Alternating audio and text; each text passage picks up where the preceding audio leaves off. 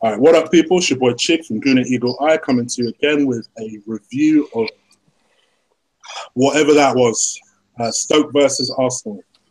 And you are witnessing three very, very, very upset fans at the performance, at the result, at the mistakes at the starting lineup. Trust me, we're going to go through this now. But joining us is two guys I wanted to get on the show for a very, very long time. First of all, please welcome Ola. Ola, say hello to the people. How you doing, people? It's been a shit show, but we're going to try and polish it as well as we can. So let's get this show on the road. And also, my other guest is the man, the myth, the legend himself, Kenny Ken. Say hello to the people, Ken. Hi, guys. It's not very clean. I know a lot of you fans supporters' experience. It's totally up to you, and I've got a great respect for that. However, it's times like this that you've got to realise that you support Arsenal. You do not support an individual player. You have, and if you do support that individual player has to give everything in every game, and is prepared to do the dirty jobs, which is what a lot of top players do. And that player did not do that. And it's not acceptable, and I'm not having that now. Let's just, he did it against Leicester, and he done it today. I'm sorry, I'm digging him out. Go on. You got the floor, man. After a speech like that, how can I not go with you? The floor is yours. Just tell us what you're mind about this game. Well, the first thing about this game is that when you go, you have to match Stoke for work rate. Out in my mind, you will have more quality than Stoke have. There's no doubt about it. The top six have got more quality than Stoke. But to win at the 365 Stadium, you have to match them for endeavour. Make sure you don't make mistakes, especially when you don't have the ball. Because all teams like Stoke will need is just one chance, and then when they have that one chance, instead of trying to force the game, what they'll do is they'll put men behind the ball. Stoke lost last week against Everton. They needed a win. Because if my memory serves me like last season, they didn't win a Premiership game until November. He was under a lot of pressure. We've gone there in May and won comfortably today. And we're going to talk mostly about the goal. The first phase of play is that Xhaka gives the ball away. Now, in this level of football, against any Premiership side, regardless of whether it's Stoke or top side, you don't keep on doing that. You keep it simple. You don't try and play the Pele ball when it's still 0-0. And in the 47th minute, you could, if it was the 90th minute and it was 0-0, we were trying to go for that all-out win. I understand him playing that pass, but you keep it simple. The turnover of play, Hesse has got the ball. He's made a run. Bellerino's running outside him. Mesut Ozil is standing there, jogging, and watching his player go past him. So when he watches his player go past him, he's making defenders come out of position, like Monereal and Mustafi, to go and affect the ball. When the second phase of play was down to Ozil. Now, let me tell you something about Ozil. A lot of people can say, well, that's not Mesut's game. He's been brought to put attacker. But let me tell you something now. Hesse, from that position, that's his run, he's not going to score from there. But if defenders come out of position because they're trying to cover the ground that Xhaka and Ozil are left, then what will happen is that Bellerin and Hesse are going to split the defenders. Hesse's going to be through and goal. Mustafi's got to come out of position too late, and the ball goes in the net. No. We have to tell players at Arsenal Football Club that you have to do the dirty jobs. That's why you finish fifth. Dirty jobs away from home. You want to just play your football. You want the referees to protect you. You want controversial decisions. You want to say, oh, we could have had a penalty. Yes, the goal was marginal. It could have been a goal. But what is not undeniable is that you've let a runner go through with Arsenal. This is the Premier League. This is not headers and over a state in Fridley Park. It's football. Henri track back.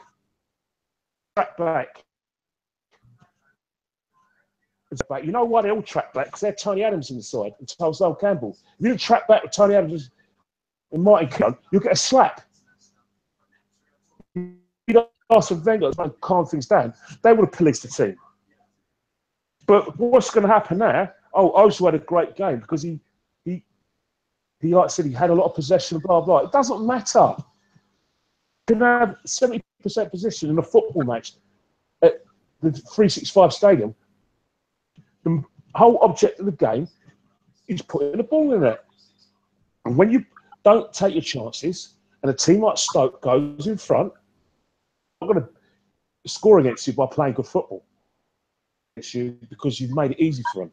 And that's what we do at Arsenal. They make things too easy for the opposition time and time again, and that's why we will struggle.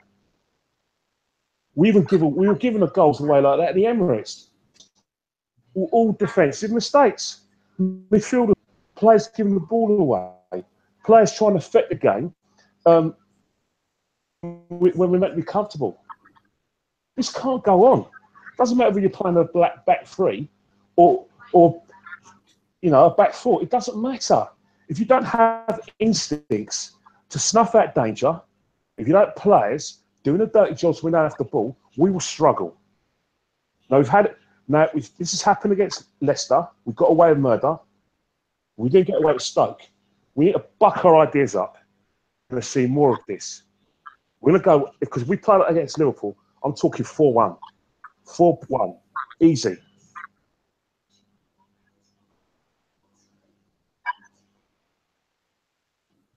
Right. Well, what was your reaction to all of that, to the starting lineup? Let's just start from the very start. What was your reaction to the starting lineup? Right. Where do we start polishing this turd? I said the very last time that, when I had the opportunity of going on the show, that I'm not confident with Cech in goal. I don't care whether he's our number one or he's done in the past with other clubs. Cech was supposed to come into this club to save us at least 15 points a season. I guarantee you, since he's joined us, it's cost us over that every season. Because whilst that goal was Xhaka's to give away, we still had to defend. And the ball in from Hesse, I thought it went down a little too early. So checking goal, we had Monereal, Kolasinac, and Mustafi, right, in defense. So again, that's like last week, right? We've got two fullbacks in centre back, and you could even pass Mustafi as the bloody fullback because he plays right back for fucking Germany. Yeah. I mean, only Arsenal can buy the best left back in the German league and play him centre back. Exactly, right? So we've got Xhaka and Ramsey in the middle. We've always known if Ramsey is fit, he plays. I went too sure about Ramsey getting the start, but we all know. And Oxlade out on the right, Bellerin on the left. There's certain stuff that he did with his left foot in the first half that I thought to myself, I didn't know Bellerin had a left foot like that when he was delivering one or two crosses in straight off his left foot.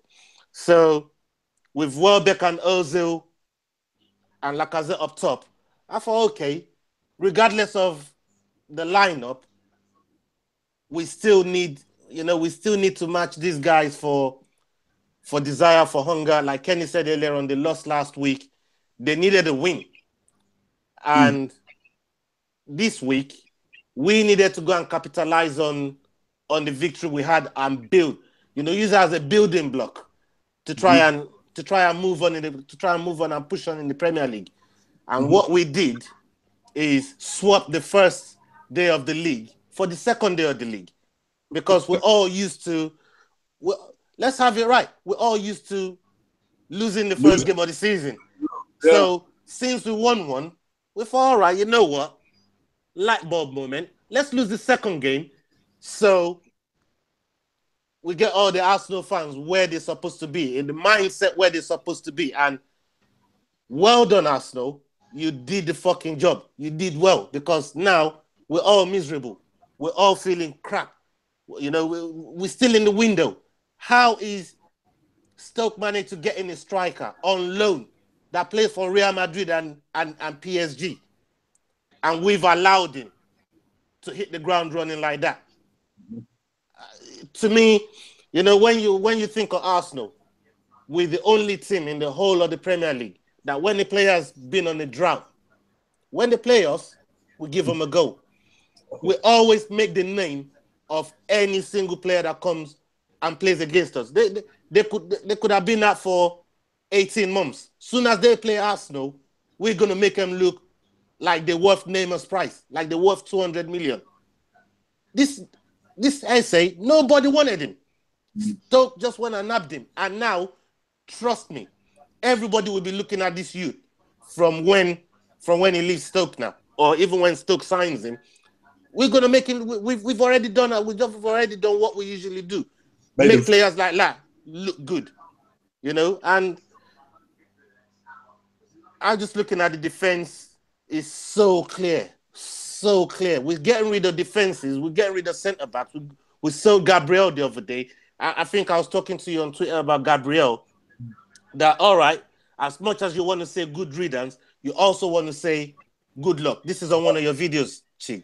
Right? You also want to say good luck. But you know when this guy plays, even if he makes mistakes and all of that, it might not be good enough for us, but he gives everything.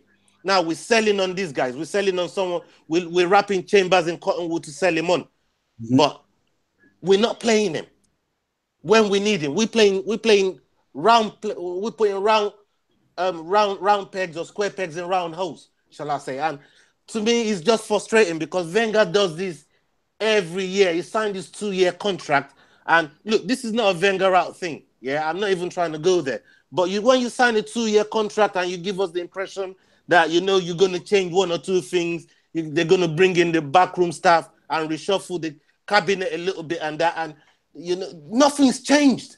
What's changed? We've only spent 40 million since the window's been opened. And everybody else that's spending money, you could see the fruits of it. Their spending is bearing fruits, apart from Arsenal. You know? And it's so clear where we need to sort out the midfield and the defense. It's clear as day. We need to sort out the midfield and the defense. And to me, I wouldn't be surprised if a window shuts and we don't do fuck all. I'm telling you right now. I wouldn't be surprised if the window shut and we don't bring in nobody. Because this is what Wenger does. He does this every season. Every season, we get mugged off as fans. You know, you pay your hard-earned money to see the team, to see the club improve the squad that we got. And we only go halfway into improving the squad every time. Halfway, half measures of improving the squad every single season. How long more are we going to put up with this? How long more are we going to carry on as fans to see other clubs progress, try to challenge? The signings they make them with intent. And this is the things that we've got to put up with as fans. How long? You know, it's a real frustrating day. And to say I'm angry is an underestimation. I'm telling you right now, I'm fuming. And that's not because of the fact that we lost. It's the manner of the loss. We didn't match them for effort. We didn't match them for desire. We didn't want it as much as they did. The goal we gave away was way too easy for Stoke. And they just put 10 men behind the ball. There was a point in the match where, you know, you couldn't see any Stoke player in our half because they were all in their half.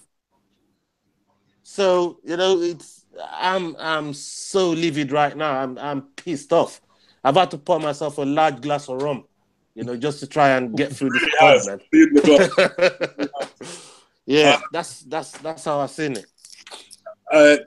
Kenny Ken, let me try and focus you on the central defence, because for me it's bamboozling that you play one left back in central defence. Never mind two.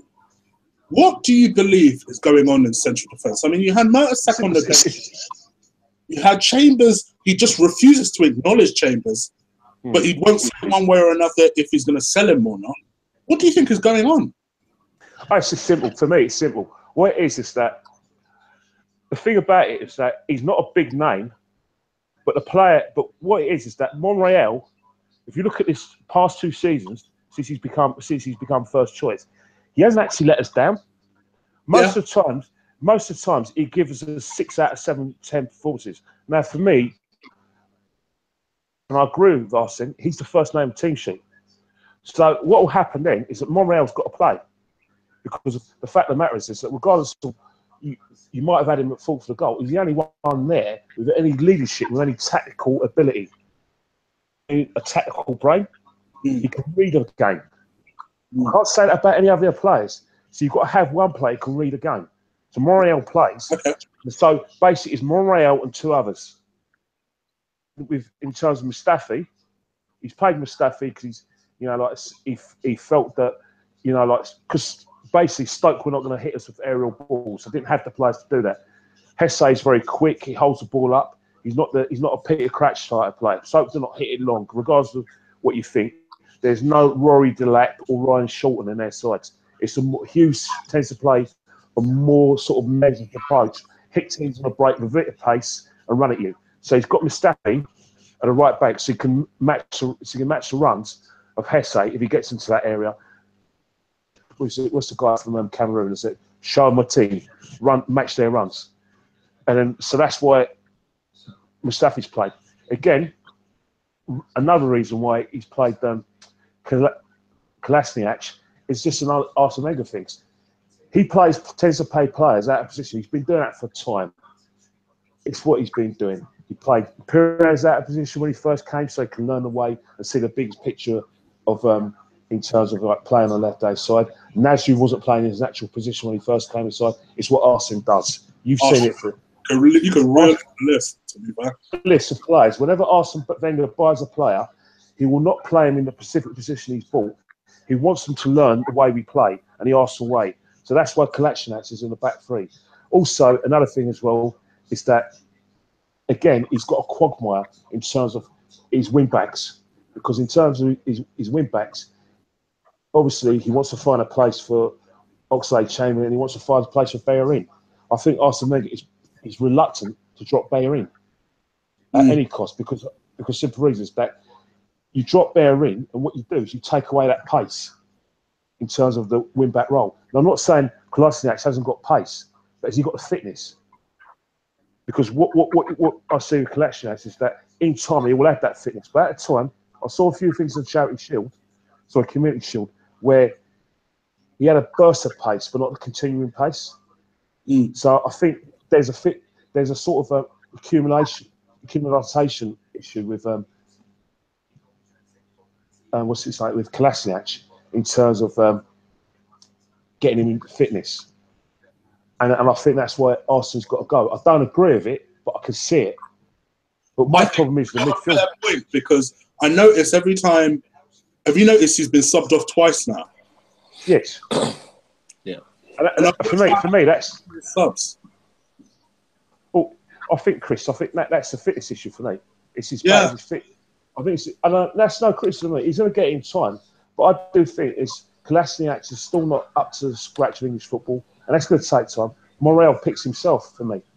Whatever you say, is that I think a lot of our fans, what they do, quite a few fans, you guys included, you guys are not like that. That's why I talk to you a lot about the game. Is that they don't understand the game. They only look at the attacking side of things. They only look at the good things that Alexis Sanchez does, the good things that Mesut Ozil does, the good things that Ramsey offer us. But they don't talk about the other side of the game, where you have to have game management and you have to read the game. Yeah. Sanchez, great player, fantastic player, but for me, the Suarez. He's a street footballer. Got great instincts. Can basically spot an opportunity or try something that other players are not capable of doing in an attacking protecting, and they score a lot of goals. But in terms of tracking back, he'll work hard and he's willing to do that. Mesut Ozil, on the other hand, for me, is only interested in doing his good work in the last third. He will not give you something when you don't have the ball. If you want to go to, say, Anfield and get a 0-0 draw and take a point, you can't have him in the side. Yeah. No chance. Because Liverpool will make... Because what will happen is that Jordan Henderson will break up the play and Ozil won't go with him. That's just a fact. We're going to go to Stamford Bridge on the 17th of September. I promise you, this is what's going to happen. Turnover of the play. Xhaka and Ozil are not going to be picking up the runners. They're going to go straight out back four. Back four players are going to be out of position, picking up runs when they shouldn't be doing that. And then what will happen is that we'll get beaten. And that's how we lose games away from home in midfield. Because we do not have players across the field who have game management and can read the game. You only have one player. Regardless of what you say about Petr Cech, he can read the game. His kicking isn't the best. He's, in terms of his position can do a bit of work. But again, my excuse is when you have players in front of you who are not doing their jobs, their dirty jobs, you have to cover for them. As I always say, the theme of my comments this season is, if a midfielder tracks back, there shouldn't be anything wrong with it, because I'll tell you one thing, a player cannot score from the halfway line. Yeah. But if you leave a runner there and he runs into the box, your defender's going to go out and meet the ball because he has to do that. And then when there's a 2-on-2 situation, he's going to be left with space and he's going to score a goal. And then fans who don't know the game are going to say, "Oh, Monereal's out of position. Petr Cech made a mistake. Mustafi, oh, he wasn't strong on the ball." But what happened but they don't look at the first and second phase of the match. We have problems. The first and second phase of the game. And that's why players like Monereal have to play in the centre, because he knows the game. The only person, maybe, like I said, Mustafi could have played, because, again, he's got a football brain, he can organise the defence. Again, you're taking away, like I said, you're putting a slow player in there against players who run all day. Like Shaqiri will hold on the ball. Shoba Martin is a quick runner. So's Hesse. Two players without pace. It's kind of hamstrung, isn't it? And I think that's why Wenger's gone with that defence, is because of fitness and ability to read the game. It hasn't worked, but unless our players improve in those areas, you're going to see a lot more lineups like this. I promise you. Get your helmets on and get your seatbelts on, because it's going to be a hell of a ride this season.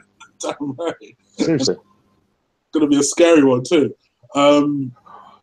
Ola, what do you think was probably the most scary aspect of today?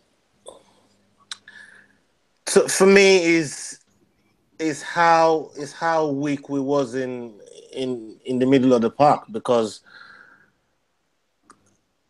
I just thought we weren't ready for the battle today, and we were going to Stoke away. What did we expect? What did we expect today? Stoke was gonna do what they usually do: push us around, try and bundle us around, try and overpower us physically. And me and you was talking about it earlier on off air. There's still the physical side. They just pass the ball a little bit more, but they're not different to what they used to be, And we as a club, we've been on the rough end of it too many times, and I just think today, shall I say the club underestimated them a little bit, just for we were going to go down there, play our game and we were going to get the points. Did no, because I watched a lot of people's previews, including my own, and I didn't see one person even doubt that we would win today. And did we not. I had it down as a very tough match. I had it down that it was going to be a tough day because, you know, we won 4-1 last week. I mean, last May at Stoke. But they didn't have nothing to play for. They were on the beach. You know, they didn't have nothing to play for. You know, today, they had something to play for because they lost last week. And their manager didn't want their season to carry on how we did last week. They didn't start winning a game up until October last season.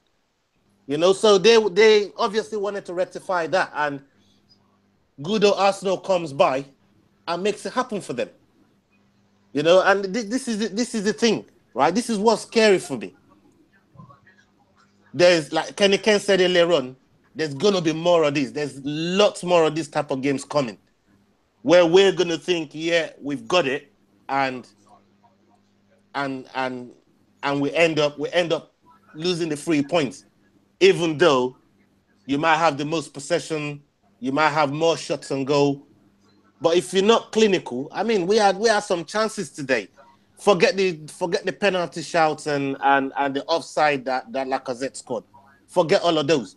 Yeah, we had some chances today that, you know, if we had clinical people, not just the one player in Lacazette, yeah, because I'm still of the thinking we need more than him, and that's getting rid of a player like Walker and bringing in a proper personnel that can help Lacazette get that 20-25 goals a season. Yeah? And I don't think Wenger's ready to do that. He's not ready to splash the money. That's another scary thing, because I still say, I don't think we're going to bring in, and I will be surprised if we sign another player by the time this window's shut. I will be surprised. I think if we sign a player, it's going to be some 19-year-old playmaker that no one's ever heard. That Wenger plays out of position. But then where does that leave us? Where does that leave us as a club? Because we win Europa League this season, right? From listening to what Wenger said, you know, in his press conferences, he's looking to sack that. He's looking to sack it. So if he's looking to sack that, then it looks like we're just going to be going for domestic silverware this season. Focusing on the league, we have no chance. Yeah. Well, yeah, you know, if we win anything. So, you know, to me, I don't know. I still think today, from what we saw last week with Ozil, and this is no attack on Ozil or all you Ozil lovers out there. This is no attack on him. I think Iwobi should have started today alongside Welbeck to make the pressing a lot better, because we didn't press enough from the front. And I know when we press from the front, we unsettle the defenders, and then we get a little bit more joy. Yeah. That way. And that takes the pressure away from the makeshift defense that we keep putting forward and keep fielding on the pitch. Yeah. Right? But when we put Ozil on the pitch to go with someone like Welbeck, that, you know, even if he's not all that clinical, you're going to get 110% from him with effort. You don't get that with Ozil. Ozil don't give you no effort. He don't give you clinical. He don't give you everything that you demand from a world-class player. He doesn't drag his team across the finish line. I've not seen Ozil do that for donkeys. When is he going to start? You know, this is somebody that wants 285 grand, 300 grand a week. Would you pay that guy 300 quid a week? Because I wouldn't. You know, this guy wants 300 grand a fucking week. How are you going to give him 300 grand a week for that? He doesn't do nothing for the team. It doesn't, you know, when you want to, just because your team's won the World Cup doesn't make you a world-class player. If you're a world-class player, you're definitely fooling me, because I ain't saying nothing. 100%. I ain't saying nothing. Not from Ozil. I'm not saying this world-class player. You might have a World Cup medal, but that's not just down to you. That's down to a team. It doesn't make you a world-class player. Yeah? World-class players drag their teams across the finish line. And hate Sanchez as much as you want because people want to say he's this and that. And, oh, he hugs the ball, he gives the ball away. This guy does what he can, one-footed. That's why I don't buy this bellyache business that they said he's got. They said the man's got bellyache. Come on. This guy plays one foot, one leg. You know what I mean? I ain't buying this bellyache business they said he's got. You know, just go on the toilet, use Andrew liver salt, and you're going to be all right. And those people that knows what Andrew liver salt is, trust me, you're going to be all right and sort all your bellyache out. You know? So, see, I don't know where Wenger goes from here, man. All of these that we're in right now lands on his doorstep. It lands on his doorstep. I'm afraid, you know, this is all on him. It's all on him. And he better rectify it before the window shuts. He needs to. Kenny Ken, what do you believe Wenger is capable of buying someone in before the end of the transfer window? And if so, what position do you think he's most likely to buy in? Well, Arsene Wenger, for me, will probably, I think probably, Lamar situation, Lamar, by Lamar, I think he'll go look towards Mahrez. He's still got transfer requests put in to Leicester City. So it's highly likely that Mahrez will be his next target because I think that there was talk about Arsenal looking at Mahrez as a sort of second option if we couldn't get Lamar. However, of Arsene Wenger's buys where he buys similar players. He'll buy technical players who are good going forward. Now, I'm not you phone, right? That is an excellent gamble. No problem if that's how you want to go. But you ain't going to win the league like that. And this top four that you're going for, I think what's happened is that he seems to think that because we got 75 points and finished fifth, that it was a freak. No, it's not a freak. We've got better sides now. There's about 6 or 7 sides who can get in that top 4. 6 or 7 sides who think they can win the league, and we're probably one of them. So what Arsene has to do is to go for a complete midfielder. To get all these technical players who can pass it and play little triangles or can run from yards and, you know, like help out the attackers like Ramsey does. Get a boss in midfield who can basically do both the tracking back and go forward, basically 2 players at one. And then we'll have a different side.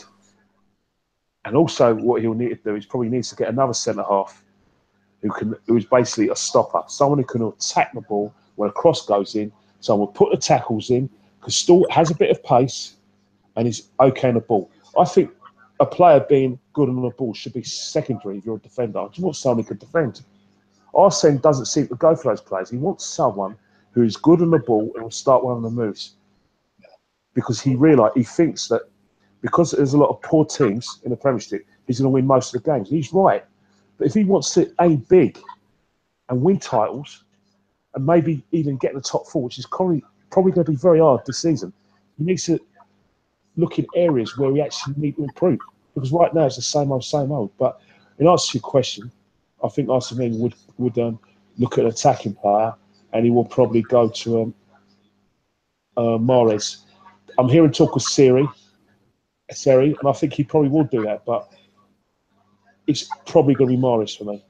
What would be your 2 ideal players?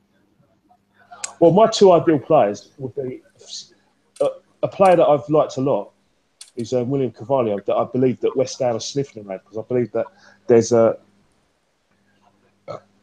gap in the valuations between Lisbon and West Ham. They say there's £5.5 million apart. Arsenal is a bigger club than West Ham. Yeah. All you have to do is go to Lisbon and say, "Oh yeah, by the way, West Ham are offering you such and such figures. Club, here you go. Come to Arsenal."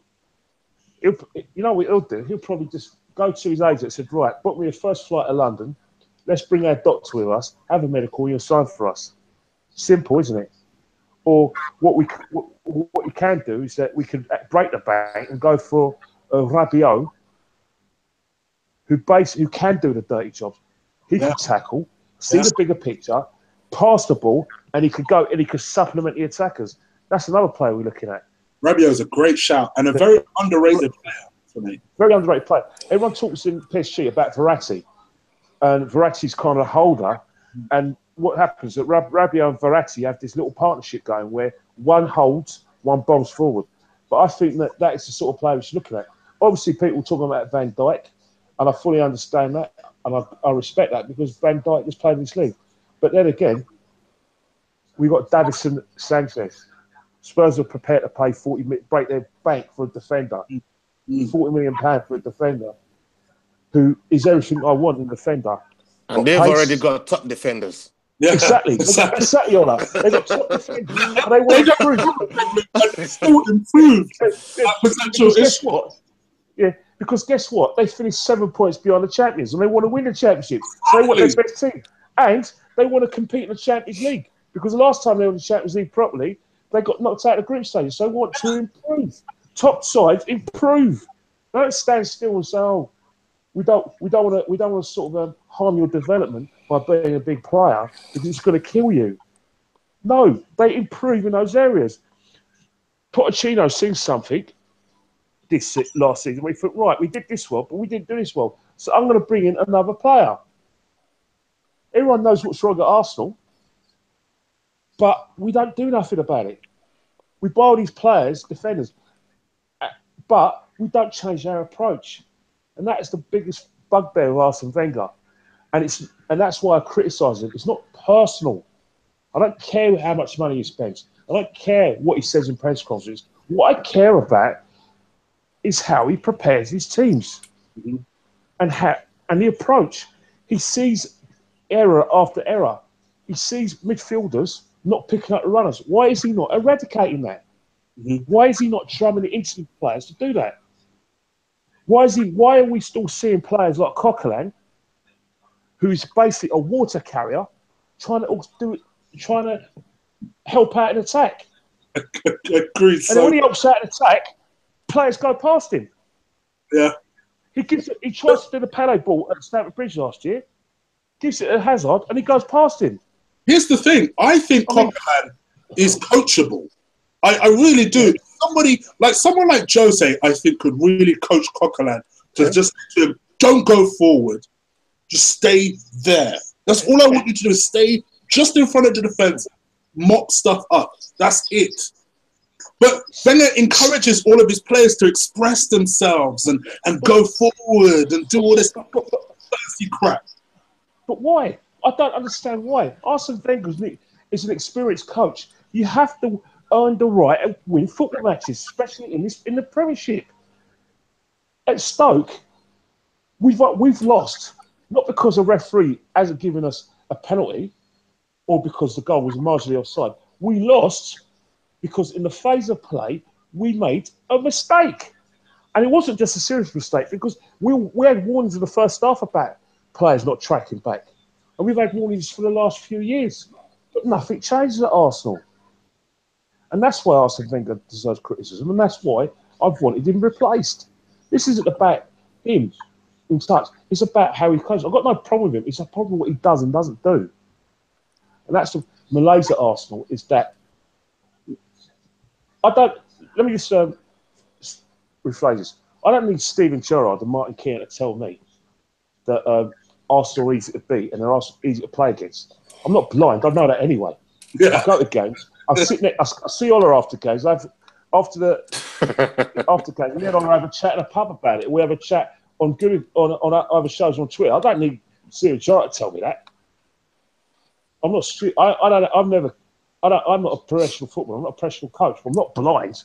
I do know that when you don't have the ball, if the goals are scored because players run at the gaps, and then they run at the back four, and what will happen is that they'll score for a clear goal. Goals are invariably caused by players not tracking back. That's how you score most of your goals, by players not doing their jobs. And football is about phases of play. It's not like the 80s where someone hit a long ball, they knocked it down and you hit it in. It's all about phases of play now because everyone in the Premiership passes the ball or tries to. So when they try to pass the ball, you try and stop their mistakes. The forward will basically chase the defender and stop him from kicking the ball short to make him kick it long. And then when it gets in the centre half, they'll watch the runner, turn over the ball, and then you start your attack. That's the football. It's simple. Absolutely.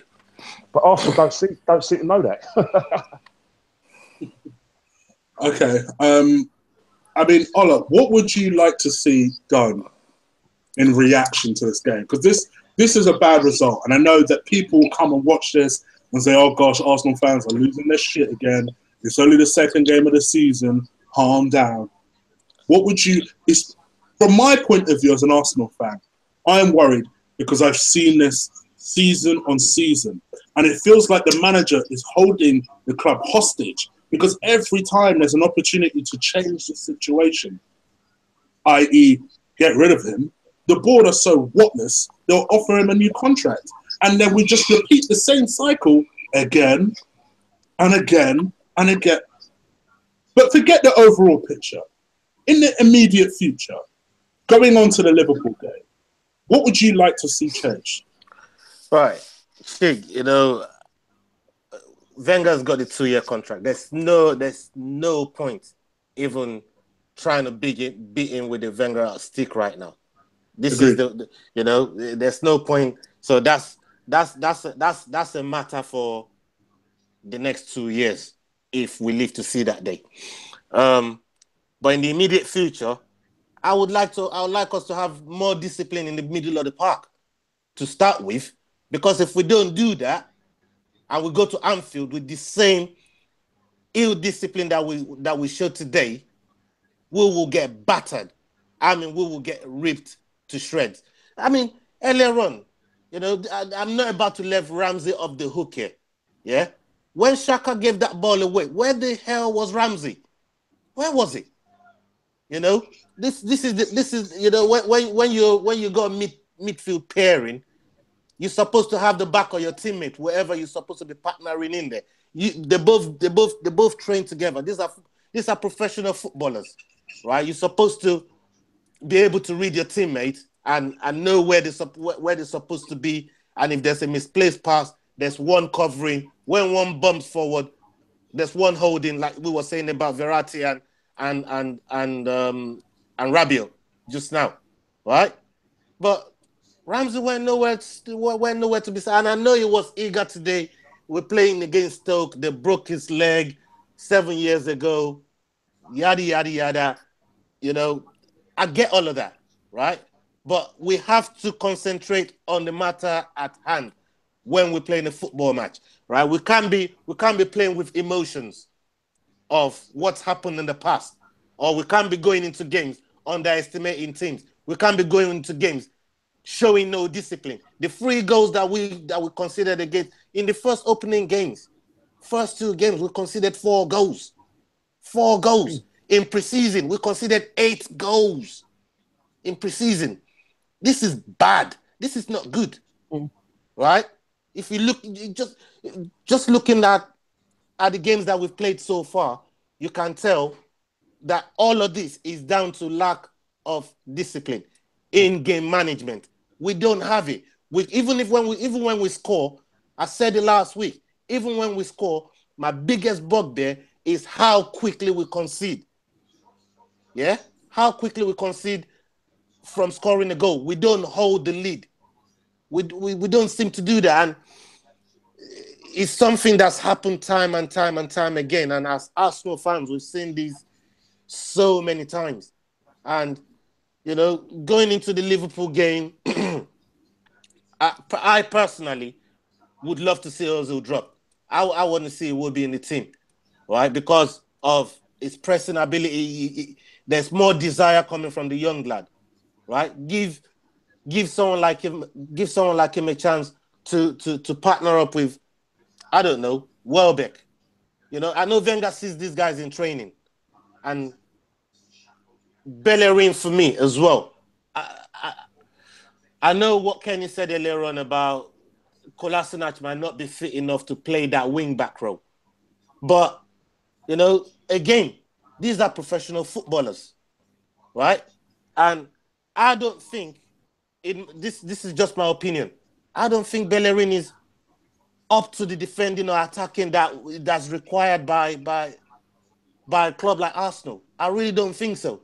Right? It's a substitute at best right now on the current form that is brought in from last season going into this season. Yeah, I want to see Oxlade on the right wing back, and I want to see Kolasinac on the left wing back. I don't want to see Kolasinac in the back three anymore. There's no point putting fullbacks in centre back positions. It's hurting us. It's killing us. And I know it's only the second game of the season, but this is going to carry on. It's going to carry on. And the longer it carries on, the more we're going to get hurt. Especially what we got in the next 2-3 games. We've got Liverpool and Chelsea. Yeah, that's what really worries me, because this was the game we were supposed to win. Exactly. Liverpool and Chelsea. Right? These were the games that we're supposed to cushion ourselves up with points, and then going into Liverpool games, if you get a point away from there and get a point away from Stamford Bridge, you're thinking, okay, so we've beat Leicester, we've beat Stoke, we've beat Bournemouth, Liverpool and Chelsea, a point apiece. It's not been a bad first 5-6 games, right?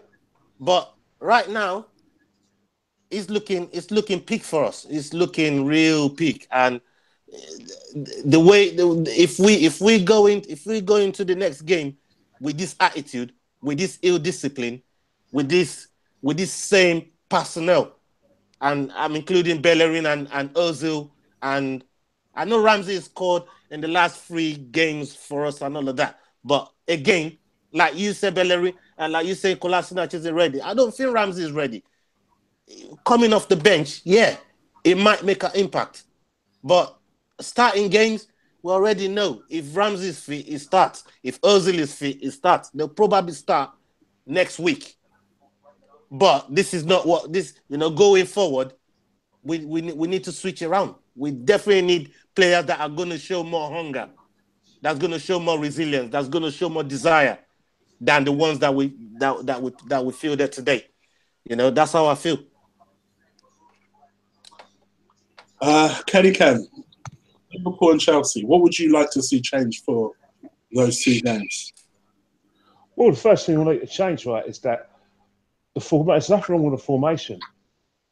No. The formation is fine for those 2 games. It's just the personnel. In terms of personnel, Ramsey, for me, cannot play on the same side of Mesut Ozil. One of them's got to go. Yeah. One of them's got to go. I can't have a player who has the attacking instincts, wants to get in the box, but doesn't track back, or a player who wants to drop back in midfield, where he can play on left but won't track back. Needs a feeder to give him the ball in order to do his magic. Now, both of those players, Ramsey and Ozil, for me, don't do it away from home. So what happens is that because they don't do it away from home for you, especially when you go to Liverpool, who are going to get runners in behind us, you're going to play with 2 less men in midfield. So one of them can't play. I'm going to have to, if I was choosing my side right now, Cech will be in goal.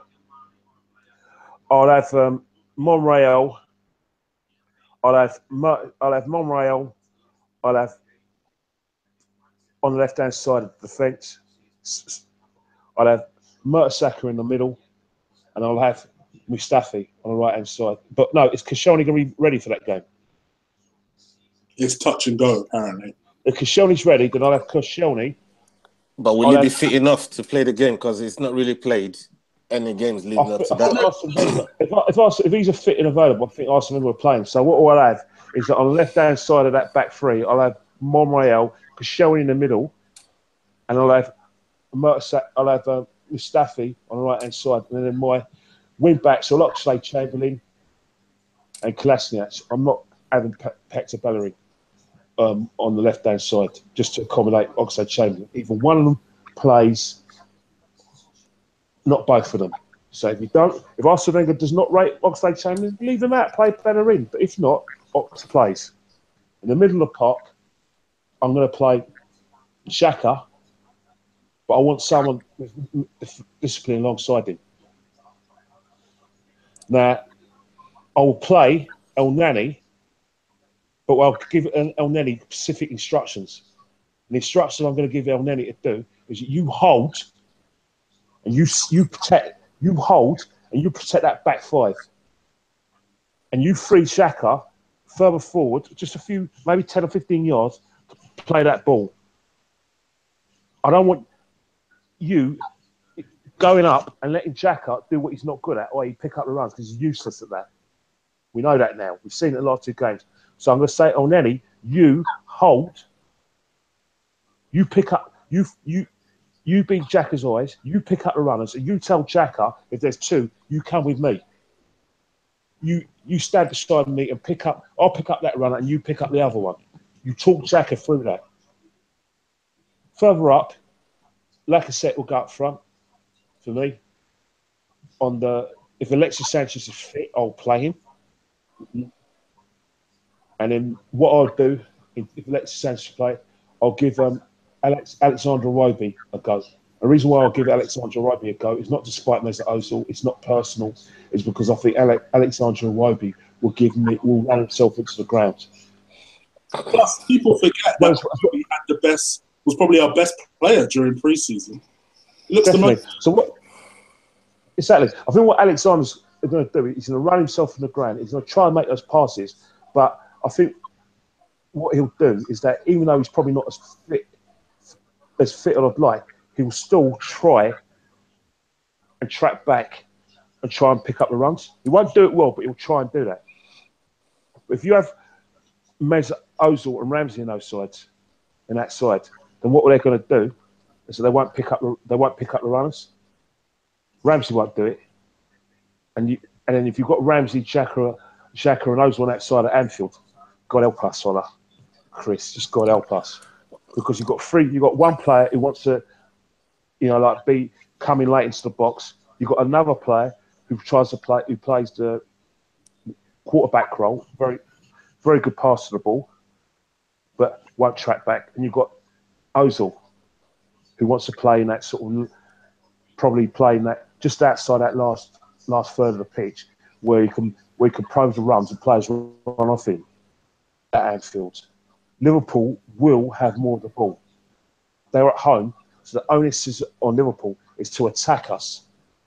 And then what they're going to look at is that they're going to look at the turnover of the ball, where basically Henderson's going to win the ball, get runners through. You're going to get players like Bellerin, Mane. Sorry, I get it wrong. He's going to get Mane to come through. Firmino. Players going to run past our midfield and run straight out back 4. And that's what worries me, because they are so good at counter. This is exactly what's going to happen. Is that it's going to be the turnover in the midfield, where Henderson's going to be that sort of water carrier. Firmino, run. Mane, run. Salah, run. And if Sturridge plays, he's probably going to get Sturridge hold of the ball, and they're going to run at our back 4. Did you watch the game 3 years ago when they beat us 5-1? Do you remember the time? Remember the turn up? Ola, do you remember that game? Yeah. 5-1 in 2014. Yeah. Most of Liverpool's goals, the first 2 goals, horrible game. Set pieces. Skirtle scored 2 goals from set. Was the turnover of the ball. Back. Ozil's guilty with that. Oh, he's been there before. At pace and running a little space. This, running through us. Stoke running for us. Suarez running basis. Last season when they beat us 3-1, the same turning spaces where holding field should be. You're going to see a lot of that. So that's why one of them can play, but not 3 of them. And the player that we need at Anfield is going to be Xhaka. We're going to need Xhaka more than we're going to need Ramsey and Ozil.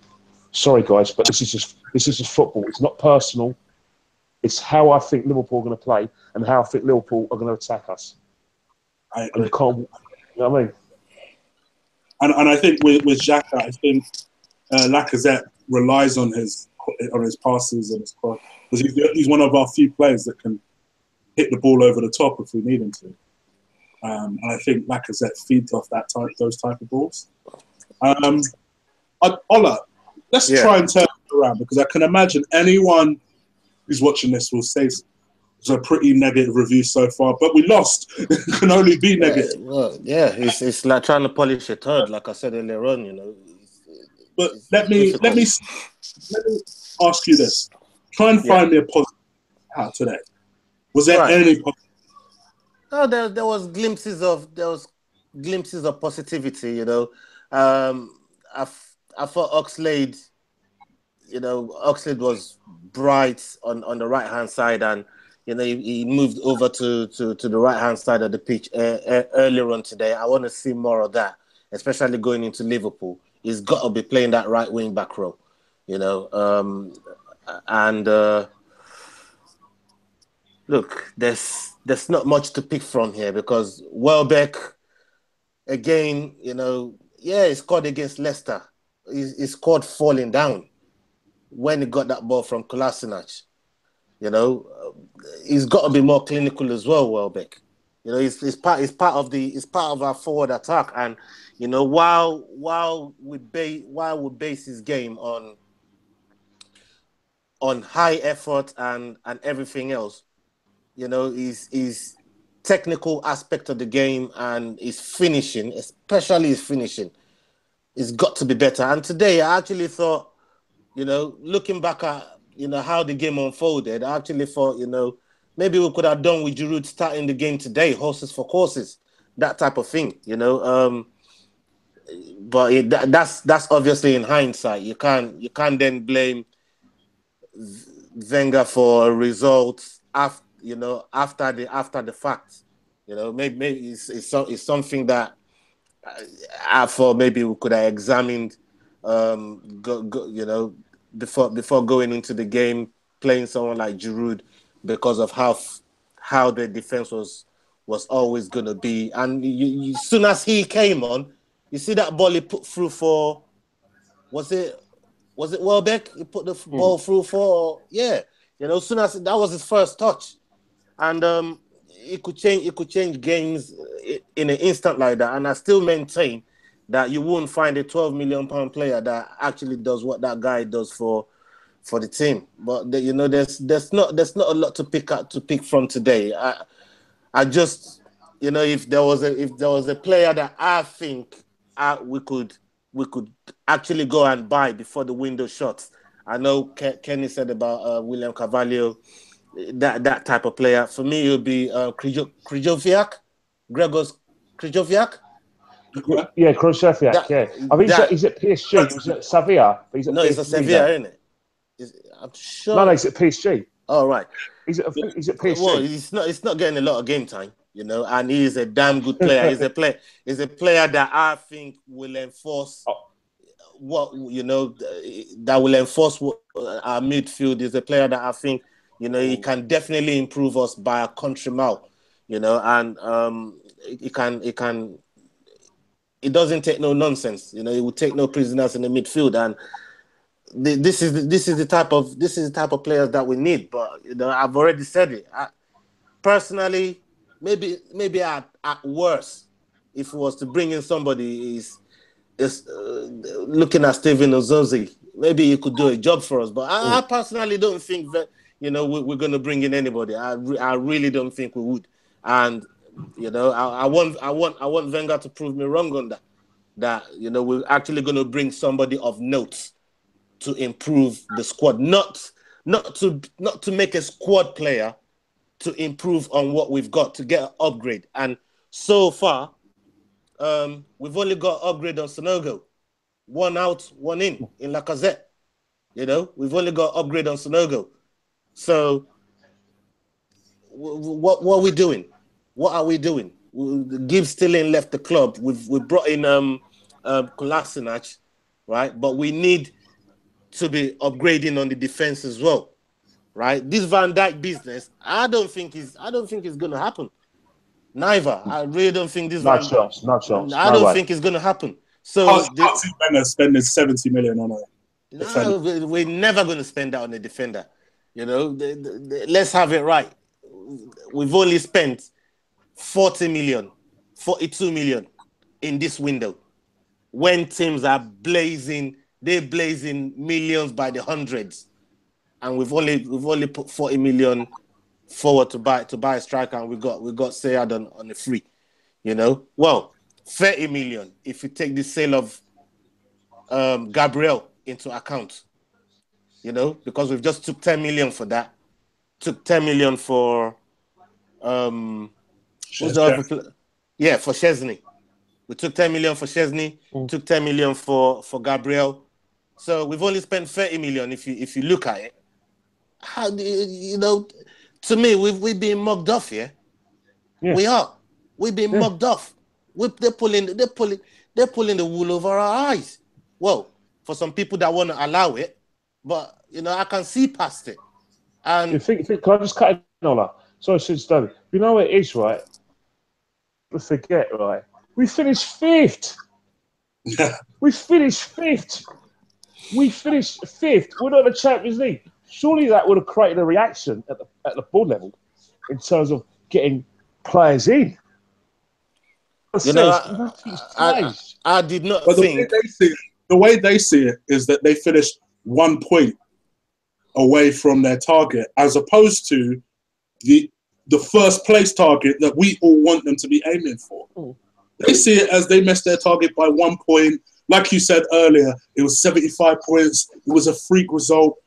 Maybe if we got a striker, it will shut the fans up, and then we could just go ahead with the season. And meanwhile, everybody can see. How can everybody be wrong? How can everybody be wrong? Chig, do you actually think that we would? Is it surprising to you that we're here yet again at the start of the season, 2 games in, and we're sat here moaning about how much money we've spent in comparison? No, I've said it before and I say it again. Wenger has this club. He's got this club at hostage. Yes. He's got this club at gunpoint. That's what he's got them at gunpoint. And until he leaves, we're not going to be able to recover. And people watch this and think, oh, you silly idiot. What are you talking about? What are you talking about? Why am I having the same conversation that I had last year? Talking about the same problems as last year. Talking about the same stupid lack of fight, lack of desire. It's the second game in, and Stoke City are outperforming us, are outfighting us. Mind you, we haven't played any of the big boys yet. And I think that's what made me so sad, because I was watching the United game and I was just looking at the TV, just shaking my head like, oh, it must be so nice to be a United fan. Because even as someone who was just a neutral fan, okay, a little less than neutral because I kind of hate United, but I was watching them. I thought to myself, boy, it must be so good being a United fan, because you just know at some point they're going to turn it on and blow Swansea away. Whereas us, in chasing that second goal, we'll lose 2. Moonwalking. You just know what happened. Yeah, but look at who's coaching the team. Look who uses experience. Exactly. If Mourinho, you can slag Mourinho all you like and want him to fail. But let's get something straight, right? Mourinho has won 3 Premiership titles. He knows English football like the back of his hand. And that is the advantage he has on Guardiola and any manager in this league. He will not make the same mistake twice. He is prepared to take off a player if they don't do their duty. I remember watching Chelsea play Fulham in 2006. 25th and 26th minute, he took off Joe Cole and Shaw Wright Phillips. Why? Because they were not obeying instructions, and Fulham were getting at their back 4 and winning the midfields. They still went and lost the game, but he did something about it. Arsene Wenger didn't do anything about it. We needed a goal against Stoke. He takes off his record buy, Lacazette, but when we need a goal, plays Giroud, But is Giroud playing in the centre of the centre forward? No, he's not. He's going out wide right and try and affect the play and try and win balls, put crosses in. You took off Lacazette because you wanted Giroud to play in the middle. What is going on? That's what I say about Arsenal. It is headers and volleys at Andover Estate. Simple. It's not proper football. It's not organised football. And that is why we are easy to beat against the big boys. Snow shouldn't be. I'll tell you one thing, Spurs are going to go there and they're going to murder Stoke. They're going to murder them. Liverpool are going to go murder them for a game. Even Leicester City are going to murder them. Everton already beat Stoke last week. Yeah, but teams are going to go to Britannia, right? Yeah. Spurs are going to murder Stoke. Yeah, you're right. At 365. Chelsea are going to murder them. Man United are going to murder them. Because what Man United are going to do is they're going to mash them for effort and endeavour, take their chances, but they're going to have disciplined coaches. Right, under no circumstances am I going to give Hesse, Berahino or Shaqiri any space. He got his hamstring injury. Did you notice how much space he was getting? That the ball. When he got the ball, who was on him? Stamp him out and stop the pass. No one. No one. Who? You know what I mean? But when Ozil has the ball, when they're 1-0 up, he's got men on him because they understand that Arsenal are better players than them, but they can still beat Arsenal if they do their jobs. Just do your bloody jobs. Stop trying to play exciting football and trying to play this utopia football that everyone loves to watch. I've had another team in Arsenal said, "Oh, you play such lovely football. Wouldn't it be nice to win the league?" No, bloody won't be nice to win the league. I want us to win the league playing ugly and just win. Just win. 3 points. Win. 3 points. It's all that matters. Simple. You win football matches if you score more goals in your position. How you get there, who cares? Doesn't matter. You know what I mean? Just win the game. This stage of the season, you just grind out results, and then when players learn how to play with each other, the performances will come. Just earn the right to win, for God's sake. Don't make it difficult. When Stoke went 1-0 up, it might as well be going over because you knew what Stoke were going to do.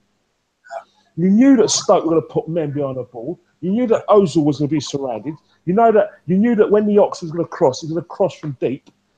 And if the crosses came in, they'll have 5 players in there to head it out. Come on.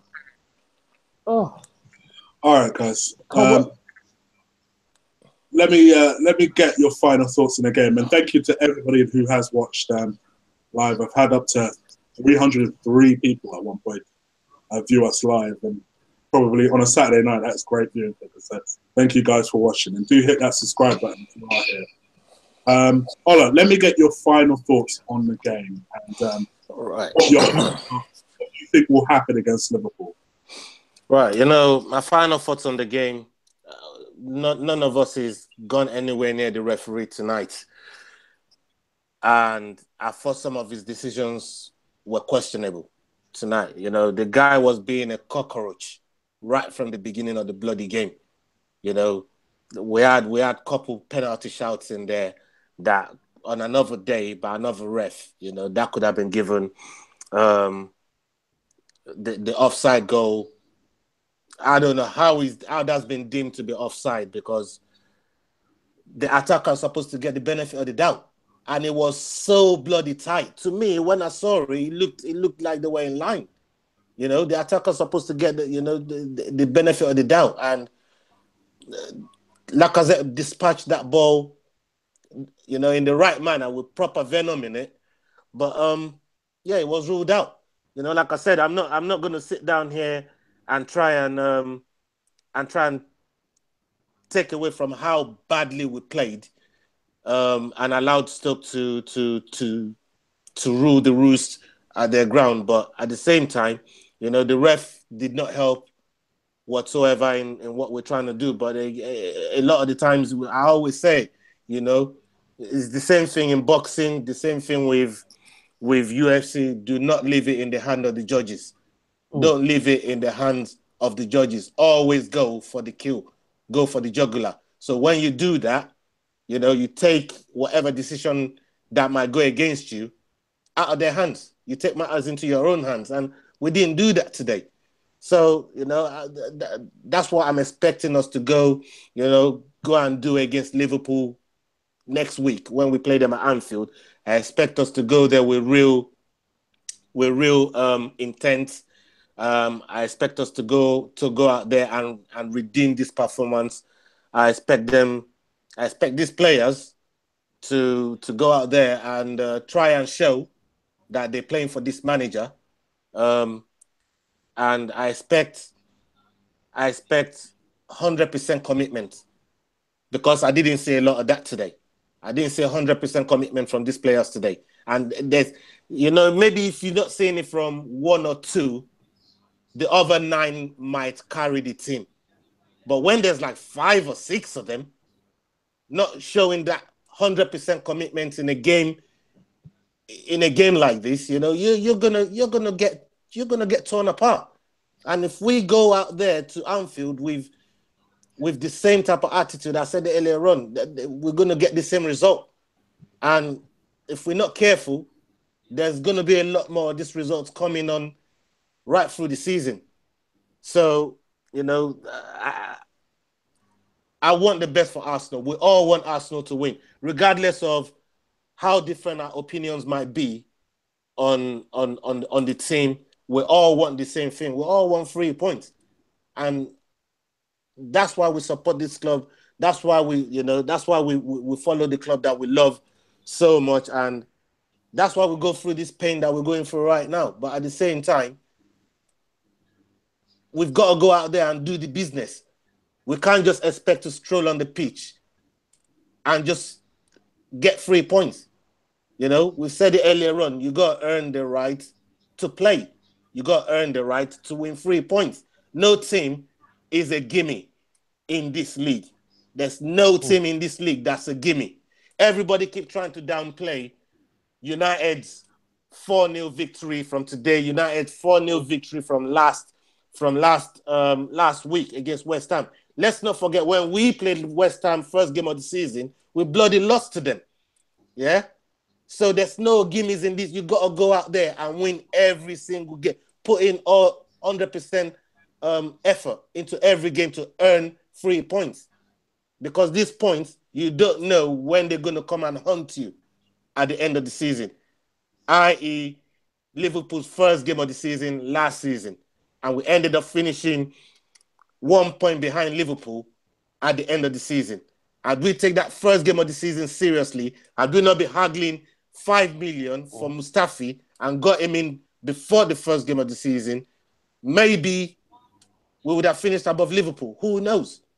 Had Wenger not gone silly with Sanchez when we went to Anfield and sat him on the bench when that we needed him, maybe we might have got the 3 points from there. You don't know when these points are going to come back and hunt you. So while we got the chance to get the 3 points and earn and go out there and work hard and play for each other as a team to get the 3 points, we need to start bucking up our ideas and going out there and doing it. Otherwise, we've got tough games coming up, tough games. And we're going to get slayed if we don't start fixing up. We're going to get slayed. Trust me. Well, if I think what you're saying is that Alex home games at Bournemouth. Bournemouth lost 2 of their games. They've lost twice this season. They've lost last week at West Brom and just lost at Watford. So they're going to be sniffing and fighting for their lives when they play us at the Emirates. And before that, we're going to have Liverpool. So you're right on that. It's one of those things where we have to hit the ground running. And if you can't hit the ground running, then you are going to struggle, because guess what? As we well know now, when you've got 6 or 7 teams who are challenging for European places, Champions League places, and challenging for the title, every point drop will count towards the end of the season. I think this season, we're going to, if teams play their best of their ability, all 6 or 7 teams play their ability, 70 points will probably get you 6th or 7th again. I see it happening again. Because regardless, and that's why you can't, as arrogant as I'm sounding, you have to go to Stoke and win. But you have to go to Stoke and earn the right. As you said before, a referee can't always bail you out. You can't be bailed out of a performance. You know what I mean? It's like a boxing match. You know what I mean? It's like, say, me and you are fighting on that, and you like, and basically, right, I'm a jabber, do your work, and then all of a sudden a referee breaks, and all of a sudden you make a mistake, and I'll catch you a 1-2, and you're on the floor. You can't go up and say that the referee didn't let you fight your fight, Exactly, or because he kept on breaking us up and giving me the opposition, the opportunity to start jabbing you. You know what I'm good at, but if you make mistakes, and like I said, you get your footwork wrong, or your head's up, and I see that opportunity, or you come in and left your hand down, and I'll whack you one, you're out. Doesn't matter whether the referee is there or not. Did score a 10-8 round, or allowed me to headbutt you or hold you, stuff in, I'll won the fight because you made a mistake and I knocked you out. The same with the goal today. We didn't do our jobs properly. We lost because Stoke on the day did the basics better than us. You can blame referees all you like. And I'll tell you one thing. Yes, the referee might have had a bad game, but guess what? We've got 38 games. In one of those 38 games, it's going to even us out. We're going to get times when referees are going to give us decisions our way. You know what I mean? I saw a lot of decisions go our way last season. I didn't see Arsenal fans moaning or complaining. One went our way last week. Ozil handled the ball. Yeah. One went our way last week. That led to a goal. Yeah. What happened at Burnley last season?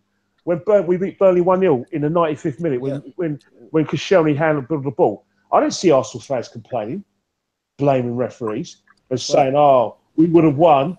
Arsenal for the game and get replayed." We didn't play that well. Burnley played better than us. They had every right to complain, but we were celebrating. We weren't moaning. We'll dance in the streets.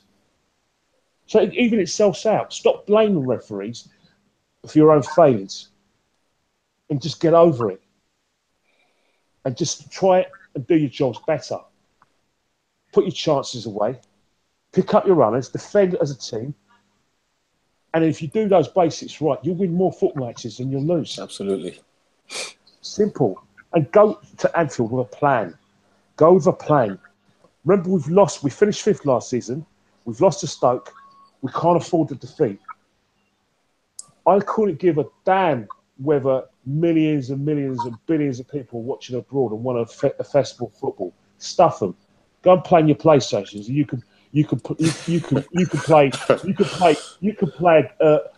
end to end 4-3, all you like. I'll take a nil. I'll take a boring 0-0 right now at Anfield.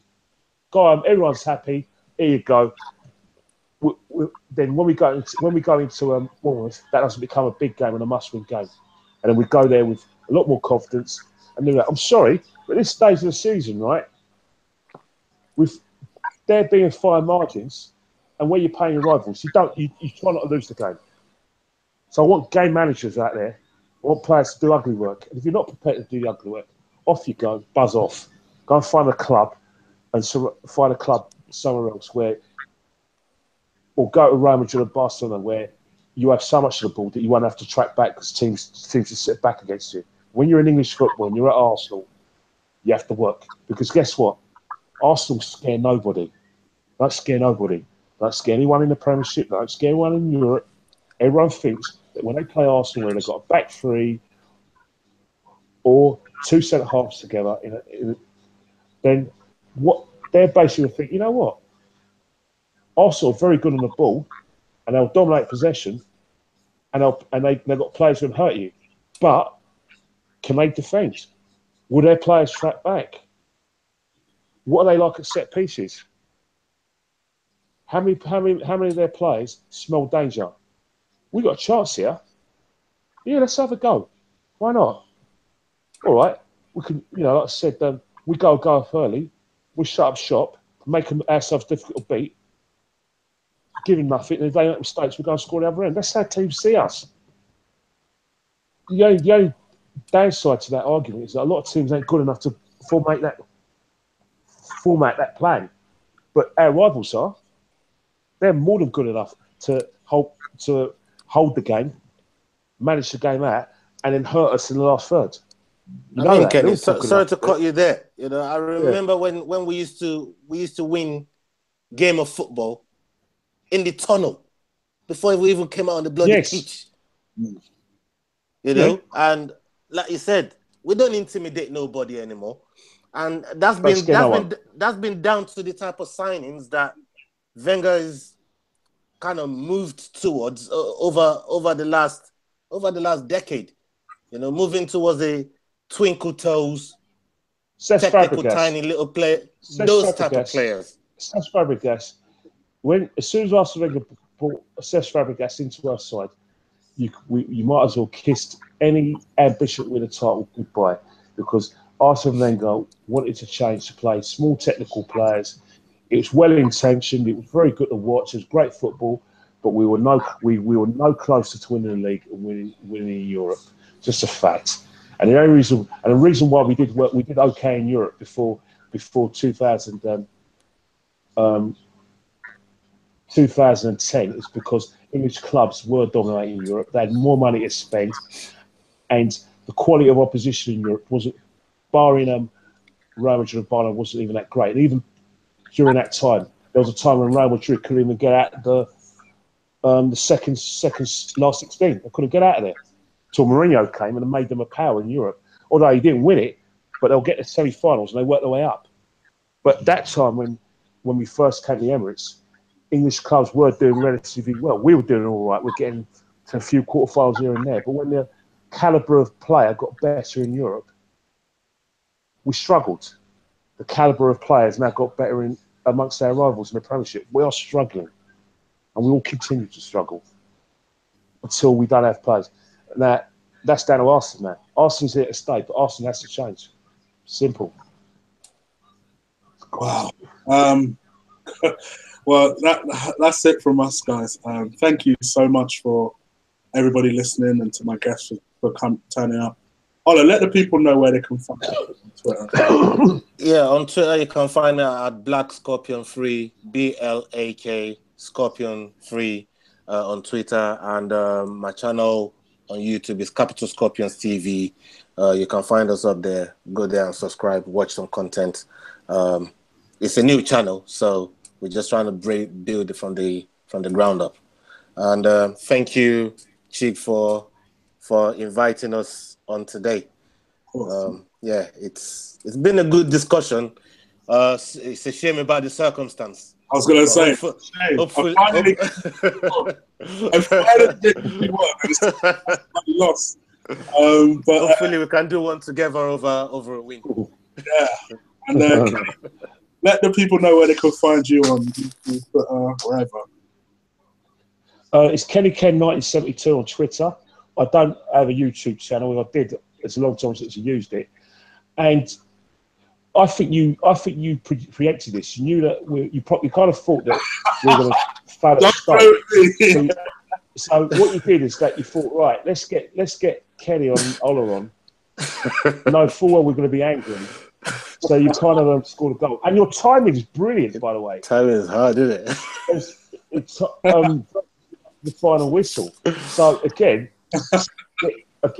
timing is perfect, and your position was perfect for you as well, because everyone knows what happens against Stoke. We always come out for a game at Stoke.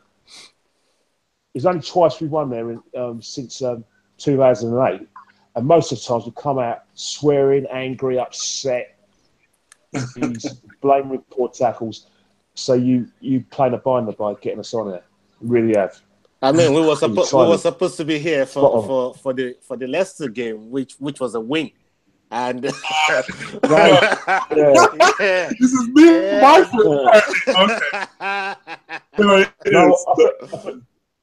No, Ola, me and you are in a pub. If my memory serves me right, we're in a pub. I got to back home about 1 o'clock, and I think you missed your train. Yeah, I missed my bloody train, Kenny. You Well, know I did what? try to tell you. I did try to tell you, innit? You did. You did try. You did try and say it to me. Big Andy. Andy is so persuasive. Yeah, I know. And yeah, you know, the Guinness just kept coming, and I couldn't stop. But big up to Andy from the Gunners in the USA. He put me up. He gave me accommodation. I slept at his that night, and I ended up catching the train back home the next morning. So yeah, big up to those guys for a great night. It was a great night though. It was Friday night. It was all out there, and we had a good time. You know, so I thought, well, it's good to finish in that sort of memories. But like I said, it's good to finish this positive note, and let's just hope that during the season we have some more positive notes and we win more matches than we lose, which I think we will anyway because we're Arsenal. for real. A lot of the teams, our home form probably is going to get us out of trouble. I really think that, but yeah, God help us away from home against our rivals. Well, okay. Well, thank you guys for joining me tonight on this horrible defeat.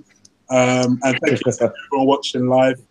Hopefully, by the next time we play a game, and I'll do a preview for that midweek circumstances, and we get our shit together. And who knows, we might actually buy a player we need. You never. I doubt it. But, anyway, I will. We'll sign out for now, and you guys enjoy the rest of your Saturday evening. Take care, people. Salute. See ya. Salute, mate.